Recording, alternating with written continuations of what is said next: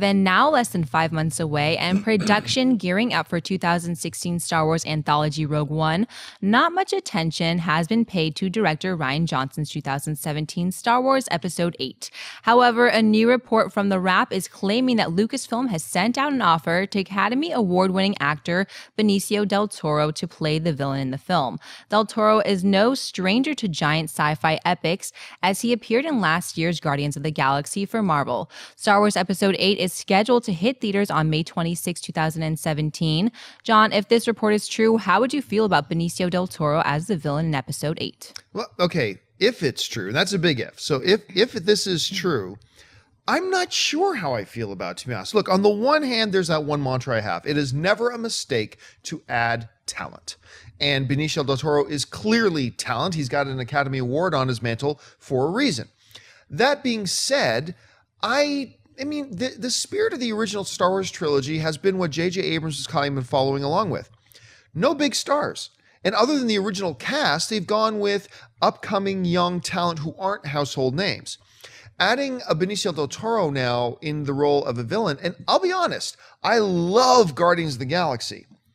I wasn't thrilled with his incarnation of the Collector necessarily. He had a couple funny lines, but overall I wasn't really thrilled with it. And how much of that was his fault and how much of that was James Gunn's direction, I'm not really sure. But I love the movie. It's just that I wasn't so great on it. So, so I'm torn. Terrific talent, so that's a good thing. Big name star, could that detract from the spirit of Star Wars? I'm not really sure. Give me a few days to think about it, and I'm sure by the time Jedi Council comes around, I'll have a more solid, firm feeling on it, but I think there's positives and negatives to this. I don't know, Schnepp, what do you think? I say Peter Cushing, Christopher Lee, Samuel L. Jackson, and now Benicio Del Toro.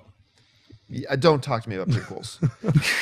I'm just saying, it's like, they've had some big names like Sam Jackson and a bunch of people from the Hammer films, which are like Peter Cushing and Christopher Lee. So Benicio Del Toro, it depends on why they're casting him as a villain. If they want him to be have his, regular style, really hard to understand, kind of mushy, sometimes he does those kinds of characters, and sometimes he'll come through and bring a real good characterization. So I don't know. I'm kind of iffy about I'm not so gung-ho about the casting, to be honest. I'm excited for it because Benicio is built for roles like this. The man is eternally going to have bags under his eyes. He wakes up looking like he stepped out of a bar every single night. I mean, he's grained, but I think he looks good for that. I think he'd be a great villain. I think he'd be perfect for this. And yes, he does have that kind of hard to understand. He is a big name, but I don't think he's like a Brad Pitt. Or maybe there was talk about putting Oprah as Amanda Waller. I don't think he would be that distracting compared to some other. He's a big name,